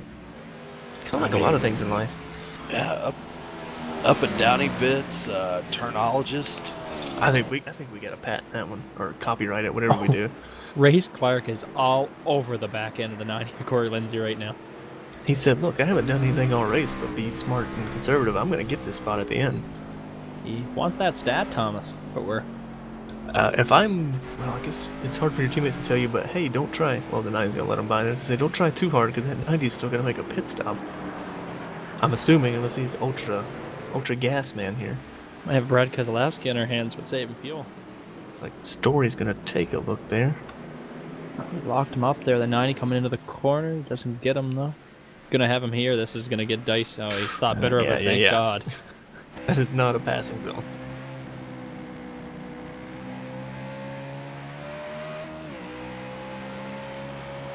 I Call me crazy, man, but there's got to be no way these guys can make it on fuel that are staying out. And Corey Lindsay gives the position to Jess Story going into the hairpin. I just don't see how you could. No, that's a long time, I think. I mean, it's not really gained a whole lot. Oh, I guess he's still in that game, though. Is that P9? Yeah, I mean, if he could finish there, that's 2 or 3 spots higher than he's been running all night. Mason Richard Hines surrenders a position to the 12 of Matt Hackathorn there. As Hackathorn's all over the place. He hits the outside wall. Well, that 87 is just destroyed.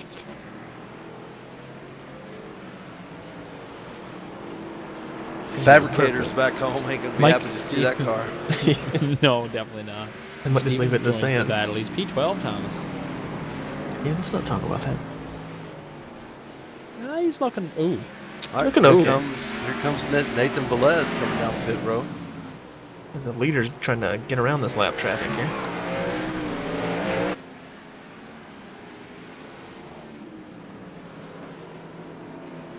Now, are we going to take tires in this 48 machine? I know you want them, but you really shouldn't. With how long you stayed out. Yeah, with how long you stayed out, I don't think it would matter at this point. You're just going to try to keep as much track position as you can, because we're pretty well done here. Now, taking tires. Oh my goodness. Boys. I'd just like to say that I will offer my strategy calling services to anyone who needs it. Not that it's going to get you anywhere, but we'll try. Kevin Finn joins the chat. He said his engine expired. Where have you been? And, wow. There's like another thing there that I was going to bring up also. A week late. Oh, sorry. That usually happens here in Canada. I mean, we get you everything. missed the whole Opie Downy bits.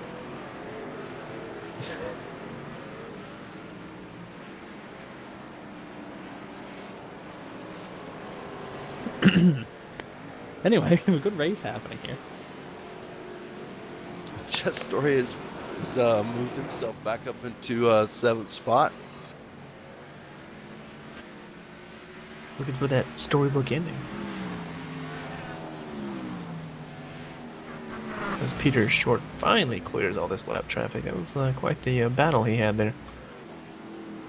Race Clark has had a very solid night, very quiet, running P6. Looks like he might be trying to close in on that 5 car. He's trying, it looks like.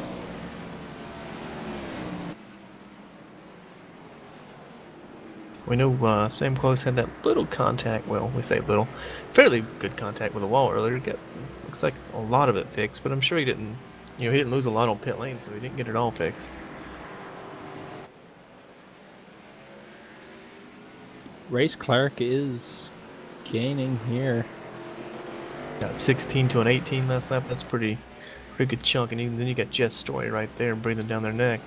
And we said Jess Story might have made the bad call here, but he's gaining quicker than I think Race Clark there that last lap, so maybe he can make something happen. Yeah, the 48 is the one that's going to come out of this suffering. He lost a lot of spots through this exchange. He's been running close to the top 5, if not in the top 5, most of this, and going to shake out in P8 at the moment.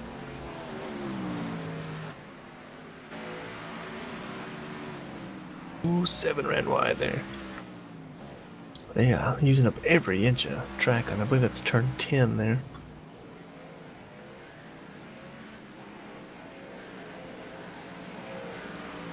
Race Clark didn't have a very good hairpin there, and he lost a lot of ground to Sam Close. We'll see if he can rebound from that. Working on 3 to go here. Ooh! What are we oohing about that? Race Clark kind of overcooked the uphill section a touch. So what you're saying is he's driving really, really hard. Yeah.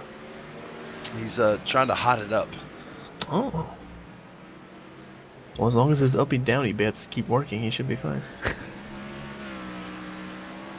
Can't believe you guys never heard that before. I don't generally listen to Radio Le Mans. Well, do yourself a favor.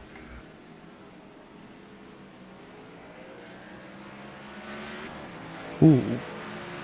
Sam close, a little bit loose there, but he didn't seem to lose any time at all.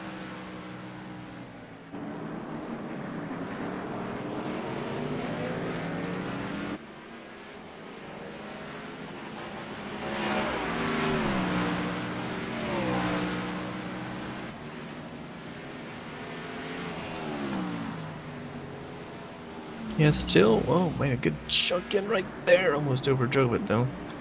Same place he did last time. That was about the end of him, I think. Let's see if he drives it So any we deeper got next lap. The leader taking the white flag, comfortable 8-second lead over second place, so just needs to make it around one more time. You have her on cruise control now, I believe. Well, you know, the Southwest planes have that autopilot, so maybe he's just been setting that all week and said, hey, victory lane, thanks. Oh, the 22 around and into the inside wall. Oh. Was that the same spot we saw? Was that the 2 earlier that went off in that slam? Yeah, that's a... Yeah. Wow, yeah, that's another Matt Kenza. That hurts. He had a good run going and did not need that. There's just 2 spots over. It could have been a lot worse, but still. Oh, Nathan Velez looking on. Oh, the 7 gets around now off the front end of Velez. Oh, boy, not what he was looking for. Velez pulls over and allows him to take that step back as he said he would That's do. pretty classy. Yeah, there. yeah, that was very classy. And speaking of classy, Peter Short coming off the hairpin. Final time, gonna come grab checkered flag number 4 in a row. 4 in a row. 2nd in a row here in the Cold Hard Air Cup Series. Great drive there from that 33. Someone stop this man. He's on a roll. Yeah, for sure. Winner, winner, chicken dinner. That's a lot of chicken dinners. You'd think he'd be tired of chicken by now. You would think. And You you say have his cage Drew, chicken. You have Drew Eisenman coming back across the line to make it 4 in a row for an Eisentech 1, 2, 3.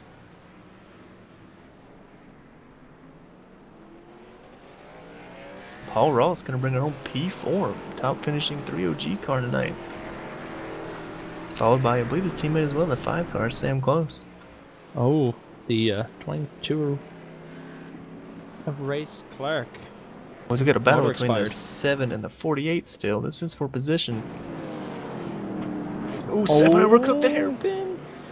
48 allow the gets 48 to get by. Wow, last lap battle. We saw him tangle last lap and they got through cleanly here. That's P6 and, oh yeah, it's P6 for Nathan Velez and P7 for Jeff Story. So still got that top 10. Race Clark's getting aided around the track here. It's the last car in the lead lap.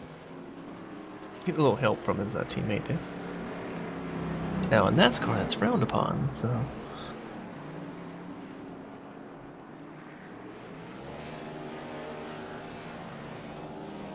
Peter Short's had some practice series. Throwing down some smoke for us. He learned, Matt, from last night, not to do it in the very narrow parts of the track. Yeah. Do it in the wide open spaces. Don't want to knock the back end off the wall anymore. Fail tech. Well, she's already been crinkled pretty good. Oh, there's yeah, tires. There's tires there. Those don't move. I'm waiting for iRacing to model that. That'd be pretty funny. Yeah, then somebody will be getting those tires stuck up underneath the splitter, and that'll be race over. He's burning it down. Here comes Cameron and Race to limp across the line.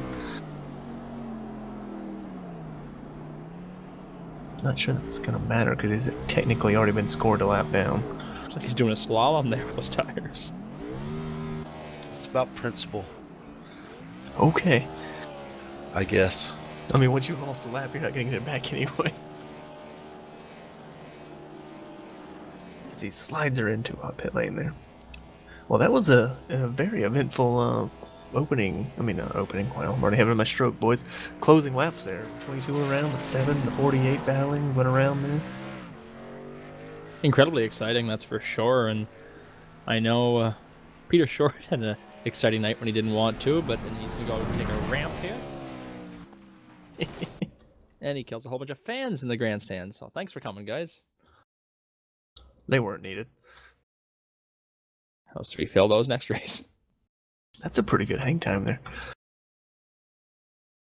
Yeah, just a couple of surprises. Matt Hagethorn held on to a top 10. Richard Hines, top 10 after that late race drama with collecting the inside wall there. Yeah, it was wild. All right, folks, I got him. He rolled off the grid P3, finished P3, team owner, driver, number 77, Drew Eisenman. Tell us about your race, bud. I'm just really glad it's over. That was the hardest I've had to concentrate, and oh my god, that was a really difficult race. I threw it off the course twice. Luckily, I didn't hit anything, and I was able to get back on. But right after the restart, I made a mistake into one, and I almost crashed, and I had to get way off the track, and it let Sam Close and Nathan Velez by. And I spent so long trying to get back by them cleanly, because it's hard to pass clean here, that it cost me a ton of time. That last after the pit stop, I was actually catching Cameron on and off, and I really wasn't pushing that hard because I had a 20-second gap behind me.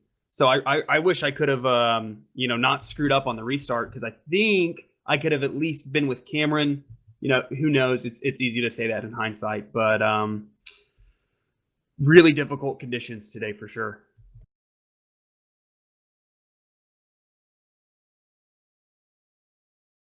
I was trying to think of a intelligent question. I don't really have one. Yeah, we saw you rebound, Drew. I mentioned that was a valiant effort to keep it on the track when you overshot, I believe, 1 or 2, however you want to call the track layout here at Sonoma. But like I said, definitely hard to pass. What were the main problems with the car today? It looked like rear grip was at a very, very low supply. It just felt like the entire car was really out of the track. You could feel the front end, but it had very little grip. So you would really have to wait for like the front end, and then you would kind of, because you can't feel the rear end because I don't have butt force feedback in my chair. So you would just kind of hope the rear end was setting, and then you would just like slowly roll on the gas, and then you would just kind of feel the rear tires start to grip, and it was just grip overall was at a premium. But yeah, the rear grip was really, really, really, really low. It was fun's probably not the right word, but intense just to not wreck was hard. But it's Sonoma. This is my least favorite road course like in the world. So I'll take a third.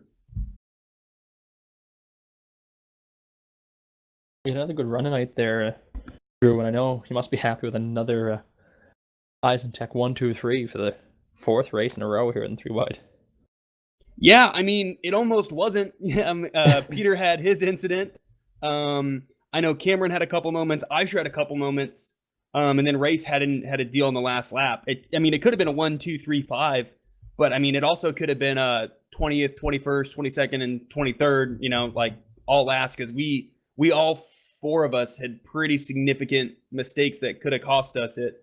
But yeah, Peter's. I'm really impressed that Peter, after he binned it, he was able to come back from that. I thought he was done. Like when I saw him parked and I saw the rear damage that he had, I thought his race was over. So an awesome effort by him.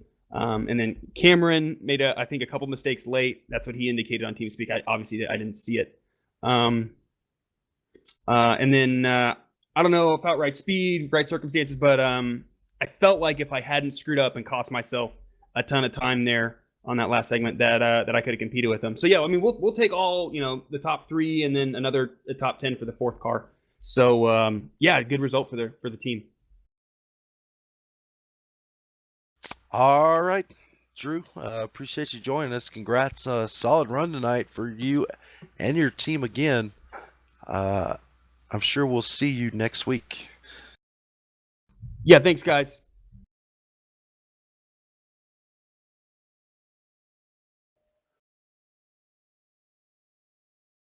All right, Thomas, Matt started second, finished second. Just didn't have what it takes to get around that 33 car, or he did get around him a couple of times, just couldn't hold him off. Cameron, tell us about your race tonight, man. Man, I don't think that there was a more. I've never been in a more humbling race than that. Like I just, Peter was just like godly fast. I don't know, but it just I can't really say much. Just I got beat. He was better than me, and that was that really. Well, I mean, we saw. First off, I'm gonna go back to the start. We saw you get the jump on Peter. That kind of give you some hope that maybe you can hold him off, because we know how hard track position is here and how hard it is to pass somebody. So when you got that jump on the start, did that give you a little bit of hope? I mean, I knew he was gonna be taking it easy on the start. I think he started second gear, but I had some hope going to turn 1, and it was kind of gone by turn 3, so it didn't last too long.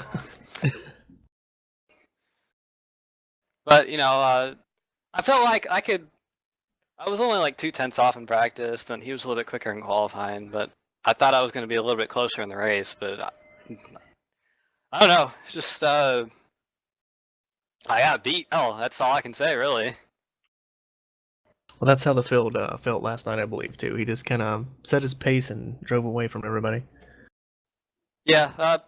Honestly, Peter's probably one of the best road course racers I know, and I've been racing him for a long time. I know I've said that like 1,000 times, but I learned a lot of what I know from him, from racing from him over the years, and maybe I need to go back to school a little bit because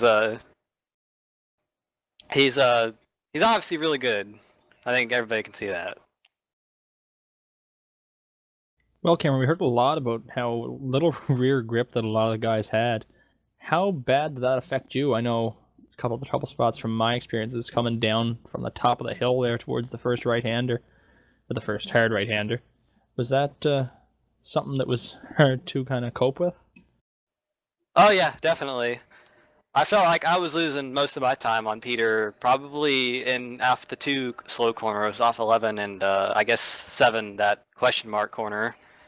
Uh, but yeah, the track was slick. It was pretty hard to handle there, especially when the tires got worn out. It got really sketchy like everywhere, and I about wrecked it in the S's there a couple times, and just at the end there, I was giving it all I had, driving for all I had, and kind of threw it off there a couple times, just trying to find something, anything I could possibly maybe catch the 33 with, but just when you start doing that, it just starts like messing up your lap times even more, and you start losing time and throwing it off and stuff. All right, Cameron. Well, we appreciate you joining us, man. Solid run tonight again. Started second, finished second. We look forward to seeing you next week. Yeah, thanks, guys. I can say he needed that solid run, too. Currently P16 in the points, so that's going to shoot him up the order a little bit after that P2. All right, winner, chicken dinner. Second night in a row, he's totally stunk up a road course. Peter, does it get boring? Racing on a road course never gets boring. I love turning left and right, and tonight was really a battle between Cameron and I, and gotta say I put myself in a hole there about halfway, and it was a lot of fun tracking him down and getting by him, and then trying to play the strategy game. Cameron pitted a lap earlier than I did, and that put the pressure on me. Tonight was not boring at all. It was a lot of fun. I was going to say, how nervous were you guys about getting a second caution clock tonight to bunch the field back up? We know Cameron was pretty quick on the starts, got around you on that first actual start of the race there. Did that kind of come into your head if you were going to have to do that again and maybe get a better jump this time? Well, I quickly learned what I did wrong on that first start. I started the race in second, and Cameron obviously started in first and got a huge jump on me. But yeah, definitely that caution clock, that question was weighing in our heads. And as soon as we got the word no caution clock, I think we all dived to pit road. And those fresh tires were worth at least 2 seconds a lap. And I think last night at Road America, you only had about 3 laps difference between your fuel and the end of the race. And so I don't think a lot of us took tires, but tonight tires were everything. Sonoma is one of those tracks where your car is just never settled, and the rear tire is everything. Getting the rear tires on the ground and getting that drive up off the corner is worth so much. So that caution clock was really weighing in our heads, whether to pit, whether to stay out. It was pretty exciting, just that aspect of it. Now, Peter, how hard was it to get back in your rhythm after your little moment there halfway through the race? I know it's something that's hard to do, especially on road courses, just trying to overdrive the car. How did you kind of manage that? Yeah, that really caught me off guard. I just hit the curb just a little bit wrong, and I didn't think I was hitting it any different than I had laps before, but I guess I did, or I hit the gas a little bit too hard. Spun me around. Getting back in the rhythm was definitely something I had to put my head down, and luckily I was able to get past, I think it was Sam, pretty quickly, and set my sights on Drew. And Drew was running really competitively, and I think it's one of those monkey see, monkey do things on a road course, especially a rhythm track like this. You can get behind someone and pick up their rhythm pretty quickly. Sometimes that doesn't always work to your advantage, but I think tonight it really did. Just working behind Drew for a lap or two, and once I was able to get past him, I just had my eyes set on Cameron. Well, Peter, you definitely made short work of the field here tonight. Golly, guys, you're going to love that one. Well, I want to God. know, Trey. He's the road course master, but we're done with that for a little while. We're gonna head to Bristol next week. What do you think your chances are at the bullring of Bristol there? If you can find out how to get through the bumps of Bristol, you'll be all right. I personally love Bristol. It's I prefer the short tracks and the road courses. Those are my forte, and sadly there aren't very many of those on the schedule in comparison to the speedways. So I'm looking forward to next week. I think it's going to be a really good battle. Going to be really pretty difficult to pass with the variable banking, and we just got to get this number 33 Southwest Ford in a top 5 so we can move up in points after a pretty poor start to the season. First 2 races, I think best finish was 23rd or something like that. Peter, do you think you can make it 3 in a row here in the Cold Hard Art Cup Series next week? I would love to say yes, but it's going to be a really big battle. And this Cold Hard Art Cup Series is really closing up, and I think over the next few weeks, it'll be a lot of fun to watch. All right, folks, you heard it. Peter Short, he loves the road races. He's proved it. 2 wins in a row. We look forward to seeing you next week, Peter. Thank you all.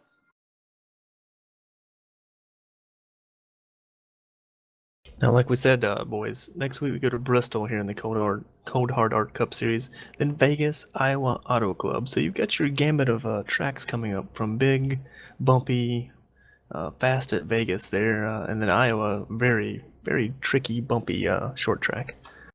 It's a big change, especially going from Sonoma to somewhere like Bristol. I know slow speeds are kind of, no, not at Bristol, but just taking the corners. But that's almost as big of a jump as going from, say, Richmond to Talladega. Whew, that's quite the jump. All right, well, I guess that about wraps it up here, unless you guys have any final thoughts you want to wrap up here. Not I. I just want to say thanks for joining us on the stream here tonight. We had a lot of fun, and hope you guys did too. Yeah, I hope Kevin can pick up all those uppy downy bits. I know they go everywhere when they explode, but I'm sure someone will help clean them up. Well, once again, thanks for joining us tonight. For myself, Matt Kingston, Trey Landry, and the man who apparently didn't turn his trading paints on tonight, Wendell James. We will see you again next Sunday for the Nathan Young Designs B-Car Series from Bristol. See ya!